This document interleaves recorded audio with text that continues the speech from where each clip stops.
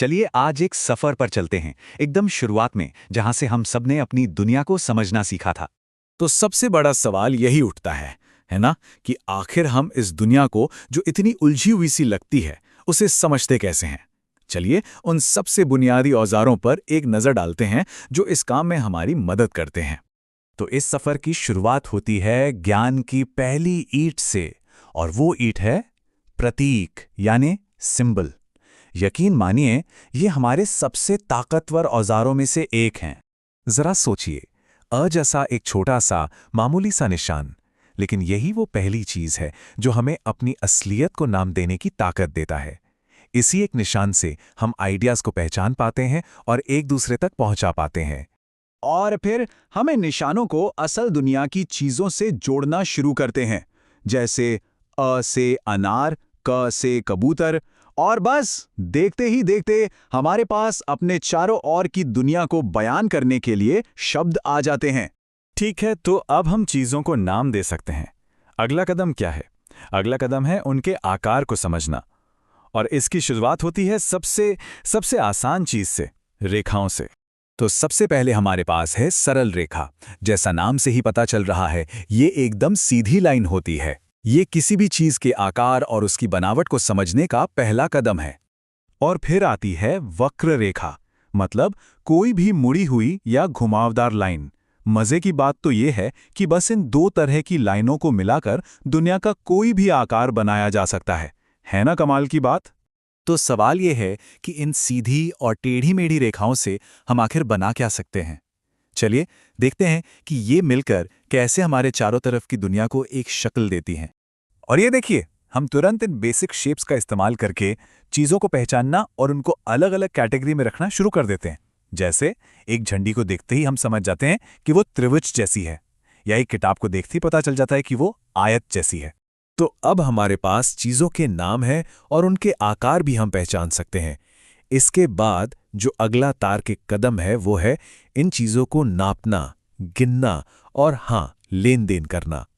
और यहीं पर आते हैं नियम, जैसे कि ये एकदम सीधा सा पक्का नियम कि 1 मीटर में 100 सेंटीमीटर होते हैं।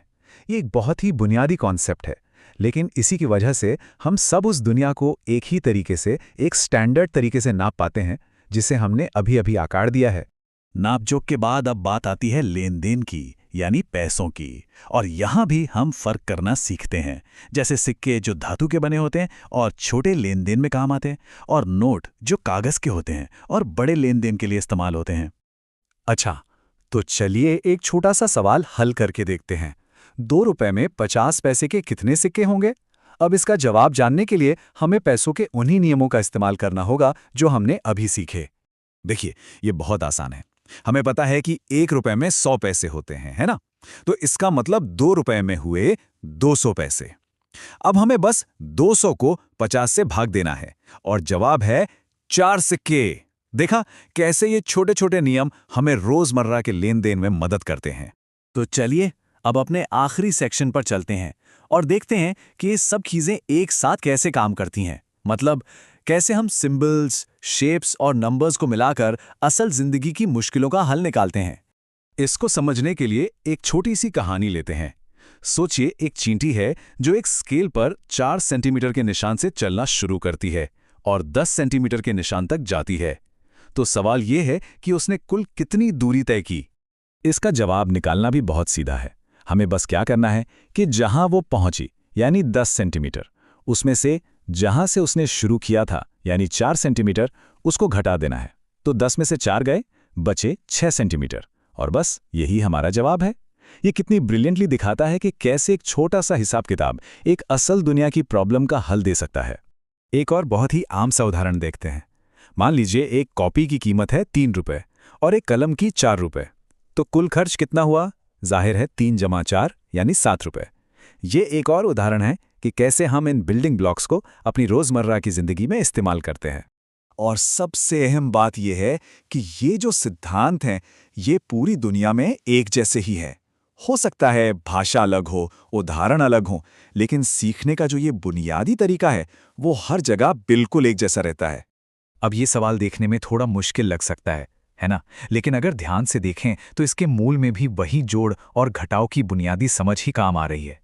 यही वो स्किल्स हैं जो हर कल्चर में, हर जगह मुश्किल से मुश्किल समस्याओं को सुलझाने के काम आती हैं। और देखिए, गणित हमें सिर्फ हिसाब किताब ही नहीं, बल्कि चीजों को बांटना भी सिखाता है। जैसे अगर 25 बेर हैं और उन्हें 5 बच्चों में बराबर बांटना है, तो सीधी सी बात है, हर बच्चे को 5 बेर मिलेंगे।